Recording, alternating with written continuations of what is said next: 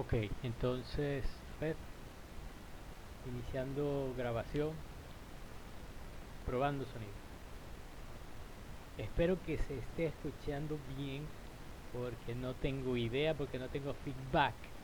Luego tendré que ver este video. Este video no va a ser largo, va a ser relativamente corto. ¿Recuerdan que les dije que tenía un problema eléctrico? Bueno, el aire no prende. Mi aire, mi aire acondicionado.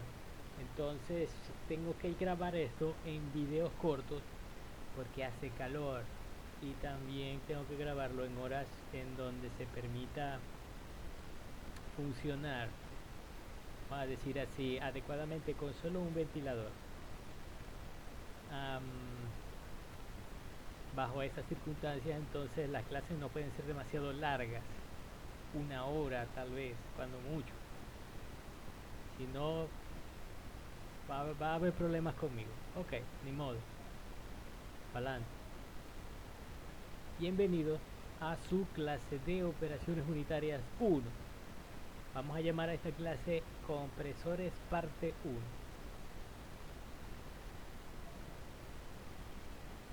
Ok, la parte 1 es la más fácil de todas. Lo primero que tengo yo que recordarles es la teoría. Espera, ay Dios, ay, sí se está grabando, ahí vi el puntico rojo en la pantallita. Muy bien, compresores parte 1. Primero y principal, la teoría, un poquito, no todo. Bien, como ven allí en su material de apoyo, que yo les pasé la parte de compresores, vamos a ver definición, selección del tipo de compresor, clasificación de compresores, comparación de compresores, reciprocantes y centrífugos, comportamiento de los gases, cálculo analítico para compresores y cálculo empleando nomogramas. Como tengo preparado uno que otro ejercicio en Excel, el donde dice cálculo empleando nomograma va a ser simplemente un ejercicio gráfico. ¿Okay? La mayor parte de los cálculos lo voy a hacer en Excel. Entonces comencemos. Y dice compresores, definición. Son equipos que permiten aumentar la presión de un fluido en fase gaseosa. Bueno, ya todo eso nosotros lo sabíamos porque teníamos el concepto de bombas, que es lo mismo pero en fase líquida. Selección del tipo de compresor. Procedimiento. El ingeniero de campo requiere con frecuencia, primero, determinar el aproximado de los caballos de fuerza requeridos para comprimir a cierto volumen de gas de un cierto producto a condiciones a una dada presión en la descarga. Ojo, un compresor se selecciona motivado a la presión que yo deseo a que esté a la descarga del mismo. Eso es, vamos a decir así, una diferencia tipo relevante con respecto a las bombas. Okay, ¿cómo selecciono yo las bombas? La bomba la selecciono con la capacidad, es decir, el caudal y el cabezal a la salida, pero el compresor lo selecciono es con la presión de descarga. Y segundo, el ingeniero también debe estimar la capacidad de un compresor existente bajo condiciones especificadas de la succión y la descarga. ¿Okay? Son dos variables súper críticas a la hora de manejar compresores para un proceso de la compresión, suena como francés, para un proceso de la compresión, no importa, para un proceso de compresión, el cambio de la entalpía es la mejor manera de evaluar el trabajo, ¿okay?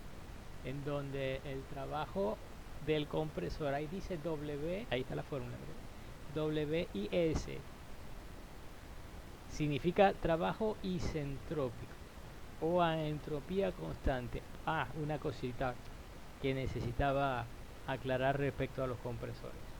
Normalmente, aunque no lo hemos visto, se clasifican en o vamos a decirlo así, el 80% de los compresores se clasifican en isentrópicos. También están los isentálpicos y también están los politrópicos, pero ya después veremos que cada uno de esos.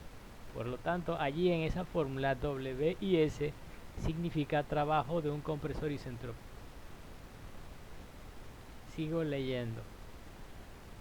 El trabajo se calcula como el flujo másico multiplicado por la diferencia de entalpías entre el estado 2 al estado 1. En otras palabras, desde la presión de descarga menos la entalpía a la succión.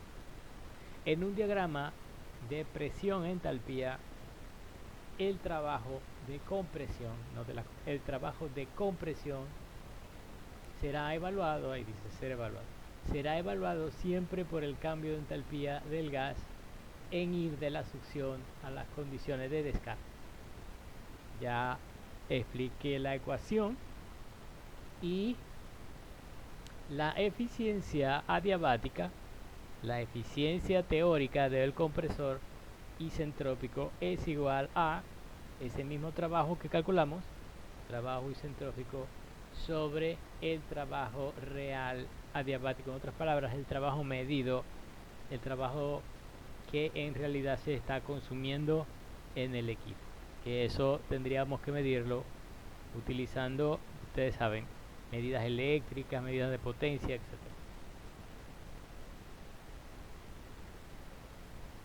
Dice, dependiendo del uso, los compresores se fabrican como tipo del desplazamiento positivo. Ahí están clasificando debido a su diseño mecánico, ¿cierto?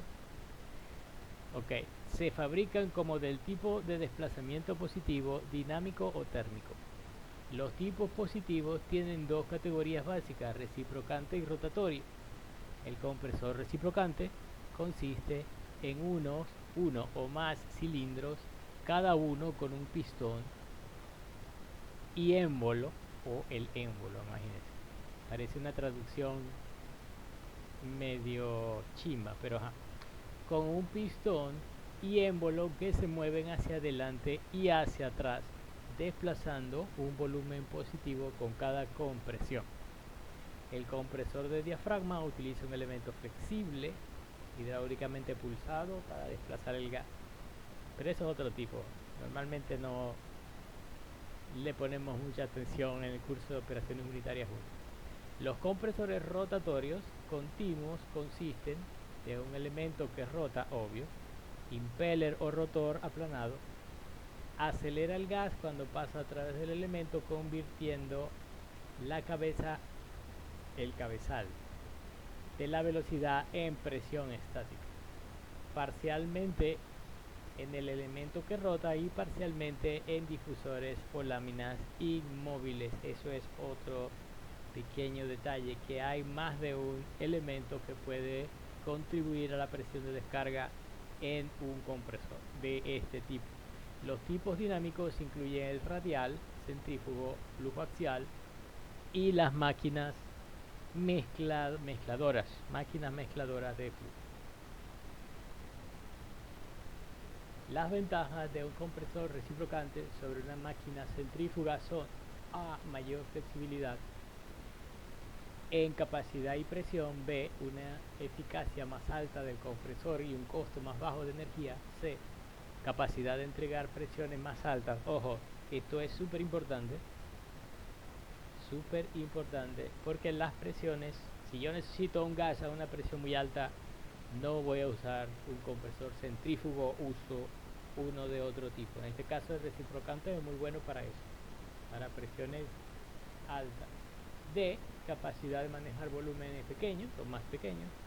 E, menos sensible a los cambios en la composición y en la densidad del gas. Como ya veremos más adelante, son variables que tenemos que tomar en cuenta a la hora del diseño de compresor como tal. Las ventajas de un compresor centrífugo sobre una máquina reciprocante son: A, bajo costo, por supuesto, eso es una suma utilidad, una ventaja muy importante. B, bajo costo de mantenimiento, otra ventaja. C, mayor continuidad de servicio. D, menos atención de funcionamiento, ya lo había dicho en mantenimiento, pero bueno, también atención de funcionamiento, e mayor capacidad de volumen para una unidad de área de diagrama, o sea, de diseño. Hay dos maneras de calcular o de cálculos termodinámicos para la compresión, ¿verdad? Ojo, muy importante. Primero, un compresor isentrópico, un proceso durante el cual no se agregó y quitó ningún calor al sistema y se mantiene constante el resto de la entropía. ¿Qué es entropía? Ya ustedes saben, propiedad termodinámica. Normalmente se representa como P por B elevado a la K. Y al mantener esto como una constante, se clasifica como isentrópico. Entropía constante. El exponente K normalmente es 1 para una gran mayoría de los casos. Y cuando esto pasa, si la constante K es igual a 1, el compresor isentrópico se le denomina entropía constante. Sí, eso, isentrópico, perdón. Eso, isentrópico. Pero cuando K no es constante, sino que tiene otro número diferente de 1, perdón, aquí hay un pequeño inconveniente. Cuando la constante K es 1, dice la figura que se llama un compresor isotérmico, o sea, temperatura constante. Cuando K tiene un valor de Cp sobre Cv, se llama isentrópico. Perdón, es así. Cuando K tiene un valor igual a Cp sobre Cv es isentrópico, pero cuando K tiene un valor igual a N, que tiene que ser determinado por datos experimentales, se le llama compresor politrópico. Entonces tengo de esas tres formas, o de esos tres sabores: isotérmico, cuando el exponente es 1; isentrópico o entropía constante, cuando el exponente K es una constante que es igual a Cp sobre Cv; y politrópico, cuando el exponente K, que se transforma en N, tiene otro valor que no es el que ya habíamos determinado arriba y es diferente de 1. Es diferente de 1 y es diferente de K. Eso se llama compresor politrópico. Sigo leyendo. Durante un proceso isotérmico se mantiene constante la temperatura del gas. Un gas real se comporta casi como el gas ideal y cumple con la ley de Boyle. Ya ustedes saben, P por B es una constante. Al aumentar la presión, observamos que la curva isotérmica se aleja del comportamiento hiperbólico ideal. Se produce condensación de líquido, condensación parcial, de algunos componentes que puedan ser condensables en un gas. El volumen ocupado por las moléculas, la fuerza de interacción y su estructura interna sufren modificaciones al comportamiento ideal. Un proceso adiabático se define como el proceso en el cual no hay transferencia de calor, es decir, el sistema está térmicamente aislado del entorno. P por B elevado a la K es igual a una constante. Ya ustedes saben cuál es la bendita K. Cp sobre Cv. Se obtendrá una familia de curvas. Tienen una pendiente más pronunciada que las isotermas, y también se puede ver que el trabajo requerido para comprimir un gas adiabáticamente es mayor que para una compresión isotérmica. Esto debido al aumento de temperatura observable durante la compresión, que indica que el trabajo se utilizó en el calentamiento del gas y no en su expansión. En procesos adiabáticos reversibles, Q es igual a 0, por lo tanto la entropía es igual a 0, o el cambio de entropía igual a 0, y por lo tanto también se le llama isentrópico, como ya habíamos quedado antes. Debido a la ineficiencia de compresión de las máquinas y de las desviaciones del comportamiento ideal de los gases, la entropía no permanece constante y por lo tanto caigo en el último caso. P por B elevado a la N es una constante donde N no es ni 1 ni tampoco es K, no es Cp sobre Cv. Se dice que un proceso de compresión politrópico es este que está ahí. Los compresores centrífugos siguen un camino de compresión politrópico. Por ejemplo, en ciertos diseños se utilizan enfriadores multietapas para aproximar un comportamiento isotérmico, además del ahorro energético por la cantidad de trabajo necesario. Bien, el resto lo vamos a ver en una clase número 2 de compresores, porque la cosa se pone un poco densa luego de esto. ¿Qué es lo que yo quiero ahora? Vamos a hacer un pequeño problema y ustedes me van a decir luego de que vean este video si les pareció difícil o qué. Lo tengo aquí en el material de apoyo del Excel. He preparado un material de apoyo para compresores, igual que hice uno para bombas. Dice, tiene dos problemitas. Hoy vamos a hacer el problemita 1 y en otra oportunidad iremos a hacer el problemita 2. Que, repito, no son largos ni nada por el estilo, pero hay que ir paso a paso, ya ustedes saben por qué. El problema 1 dice lo siguiente: se requiere un compresor de amoníaco para manejar 2500 libras por hora. Vamos a poner eso, fluido amoníaco.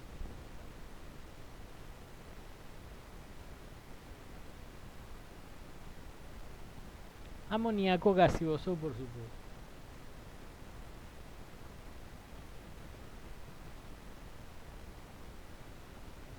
Para manejar 25.000 libras por hora. Entonces, caudal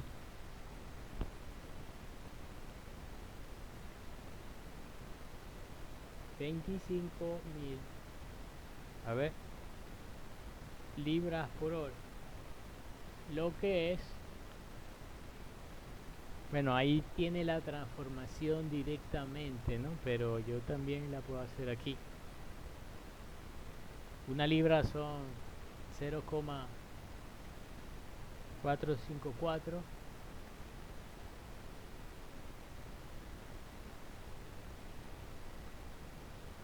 $11.350 kilogramos por hora. Ahí dice 11.339 porque están utilizando tal vez un factor de decimal. Adelante. Kilogramos por hora, pero lo quiero en segundos. Entre 3.600 kilogramos por segundo. Ahí está.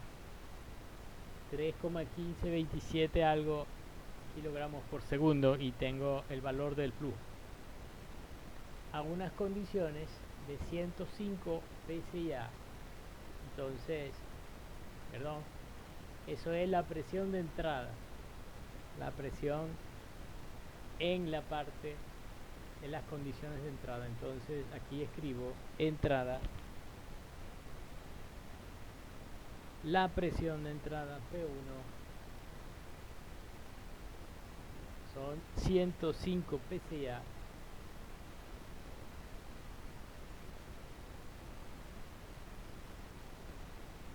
ahí me ponen la conversión 0,124 megapascal. Bueno, vamos a verlo. El PSI simplemente lo divido entre 14.7 para llevarlo a atmósferas y luego todo eso lo multiplico por 1.01325 para llevarlo, perdón, 0,1, así, para llevarlo a megapascal, que es la unidad que me tienen allá arriba en el enunciado del problema. Y 70 grados Fahrenheit a la entrada. Vamos a ver. Temperatura.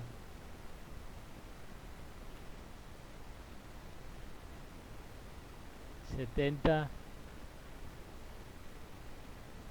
Fahrenheit. Si yo quiero llevarlo a grados centígrados, perdón.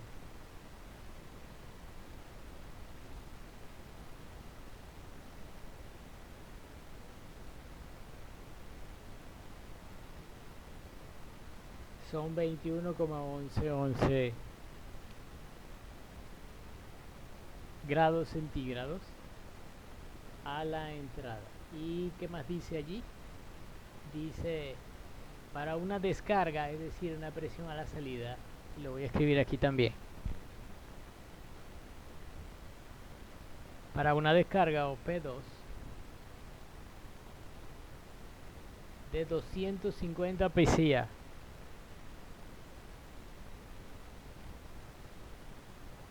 Mismo procedimiento. Agarro, lo divido entre 14.7 y lo multiplico por... me dio 1.723 megapascal.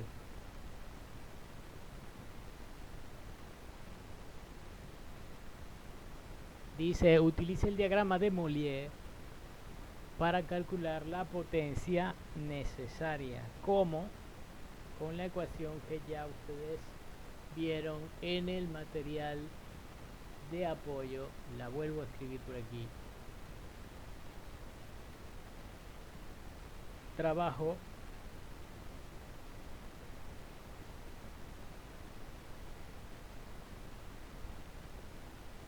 isentrópico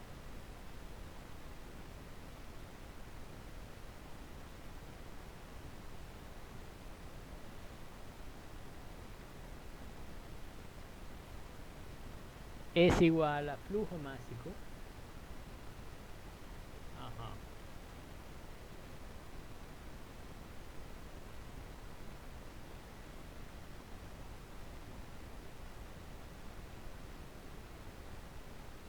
Multiplicado por la diferencia de entalpía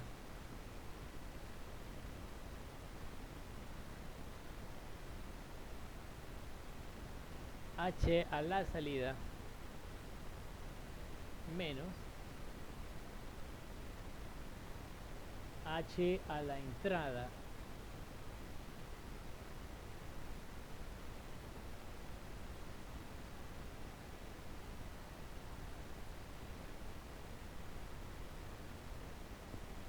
y así es como se calcula la potencia. Entonces, como ya me dieron el flujo caudal del gas, lo único que necesito saber son las condiciones de entalpía a la entrada y la entalpía a la salida utilizando esta figura anexa, que es el diagrama de Mollier. ¿Qué es el diagrama de Mollier? Es una representación que tenga la entalpía. Cualquier representación con entalpía, ya sea presión entalpía o temperatura entalpía o lo que sea versus entalpía, se llama diagrama de Mollier, y en este caso es del amoníaco. Ok, momento. Ya ustedes saben que a mí me gusta, cuando estoy trabajando con imágenes, utilizar el Paint 3D, ¿cierto? Bueno, vamos a eso.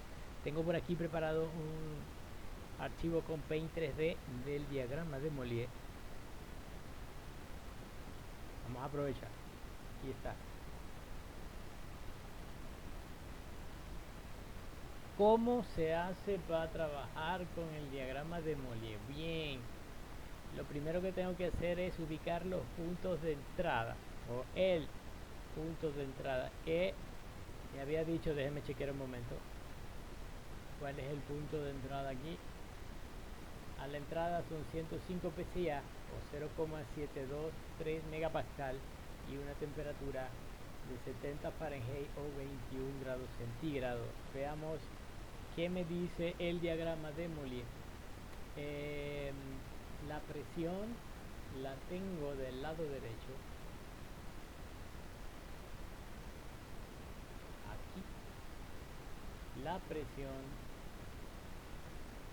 me la están dando en PSI y del lado izquierdo me están dando la presión en megapascal, así que puedo utilizar cualquiera de las dos, ¿cierto? ahí no hay ningún problema, listo. Si es 105 PSI, y puedo venir por acá y aquí hay 100, 150, 105 vendría siendo como por acá. Uy, está grande. A ver. 100. Todavía sigue grande. Momento. Grosor, vamos a darle menos. 3 píxeles. Para. Ok, 105 píxeles. Sería esta línea. Me disculpan de nuevo el pulso, porque ya ustedes saben que mi pulso no es nada bueno.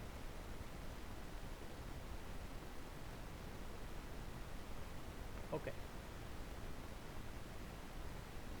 ¿Con qué tengo yo que intersectar la presión?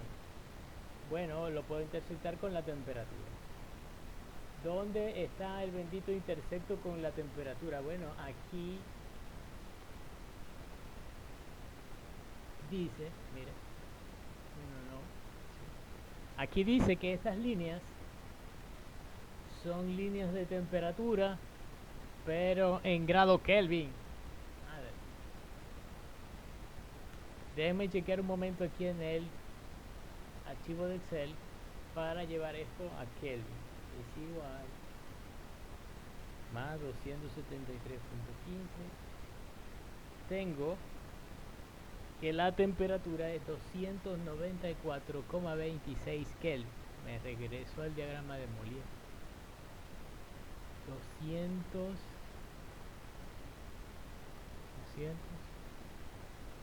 otra vez, un momento.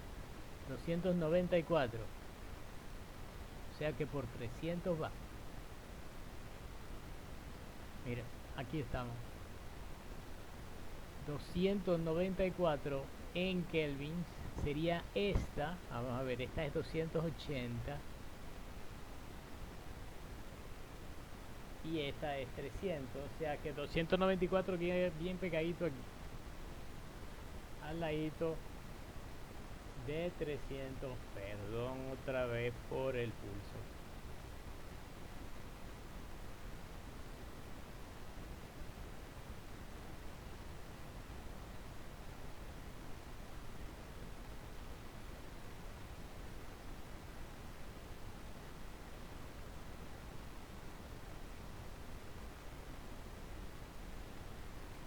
Quiere decir entonces que el primer punto que yo necesito es este,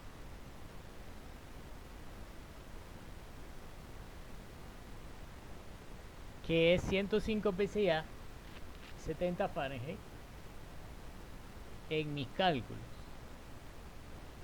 En el diagrama de Molière sería 105 PSI y 300 no, 294, un poquito antes del 300, en temperatura.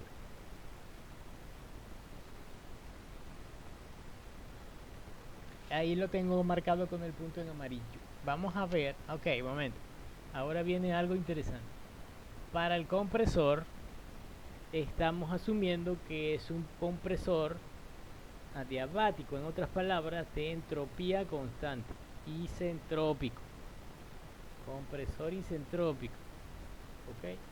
Para un compresor isentrópico, entonces en el diagrama de Molière tengo que ver dónde está la línea de entropía. Aquí se ve así. A ver, las líneas de entropía son estas líneas que están acá.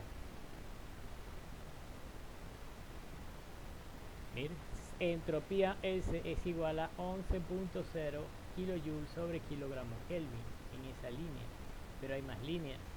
Mira, está la línea de 10.5 y está la línea de 10. Entonces, el punto amarillo de inicio del funcionamiento del compresor está entre 10.5 y 10, más tirando como a 10.4, 10.30 y pico. Si yo sigo una línea isentrópica, es decir, a entropía constante, debería seguir como o aproximar algo así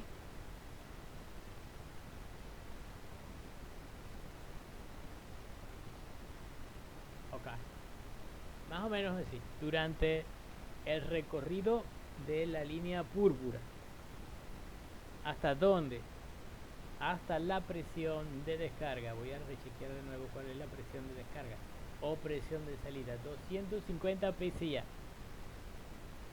Ok. 250 PSI está...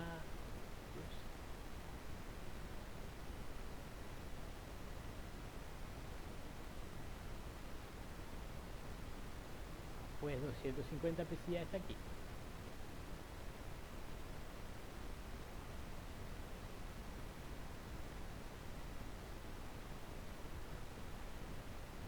Siguiendo la línea roja, a ver.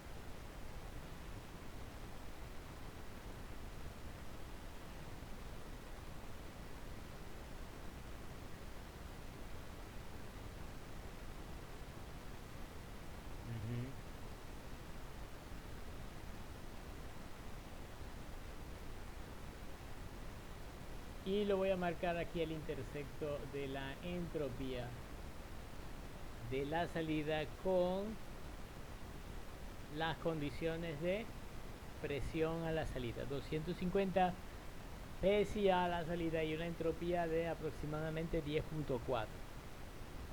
Entonces ahora sí vamos a ver qué es lo que dice la entalpía del sistema. Pues la entalpía del sistema la puedo leer directamente en el diagrama de Molière aquí abajo.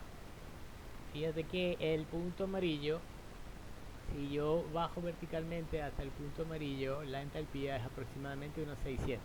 Bueno, no casi 600, pero sí muy cerca. Unos 595, 96 por ahí. 596. Entonces las condiciones a la entrada, a ver un momento. Condiciones a la entrada, medidas, entalpía de entrada son 597.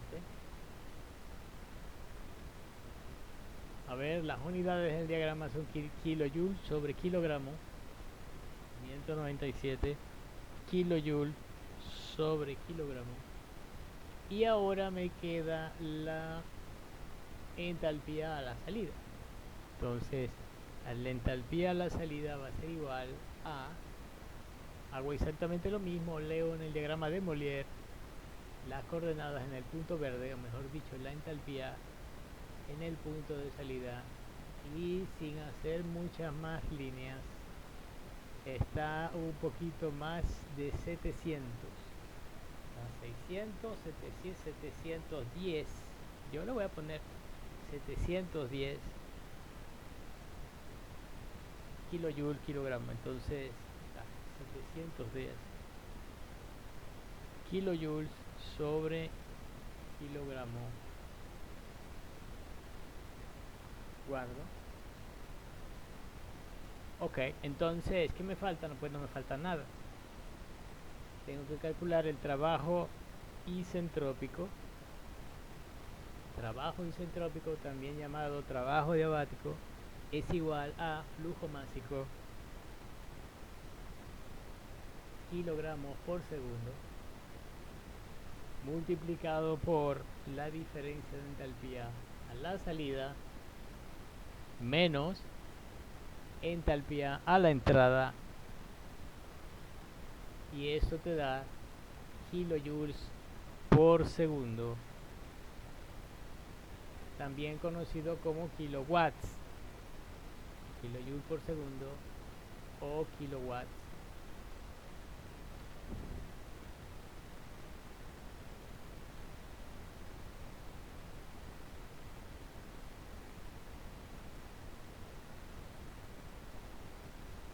Y eso esto no tiene ciencia, ¿verdad? Pregunto, ¿ustedes creen que esta broma para hacer los cálculos del compresor tiene algo de dificultad? Pues yo creo que no. Si el compresor es isentrópico, lo único que necesito es un bonito diagrama de Molière que sea funcional y saber cómo utilizarlo. Voy a guardar esto. y voy a cerrar el archivo de Excel y voy a cerrar también el diagrama de Molière. Sí, hombre, bien, como ya dije antes, el video ahorita no fue mayor cosa. Simplemente repasamos la teoría e hicimos uno de los ejercicios. Tal vez uno de los más fáciles que haya hecho en ese. Lo único que tuve fue que meterme en la gráfica y ya. Bien, espero que haya quedado claro. En los próximos días estaré haciendo un segundo video indicándoles paso a paso cómo hacer el ejercicio número 2, el de el ejercicio número 2 de compresores. Por el momento lo voy a dejar hasta aquí porque ya está haciendo calor, inclusive con el ventilador, inclusive que ya es de noche por aquí. Bueno, en fin, muy bien, que pasen todos una feliz noche. Nos vemos en una siguiente clase con otro videito relativamente corto. Chao, nos vemos.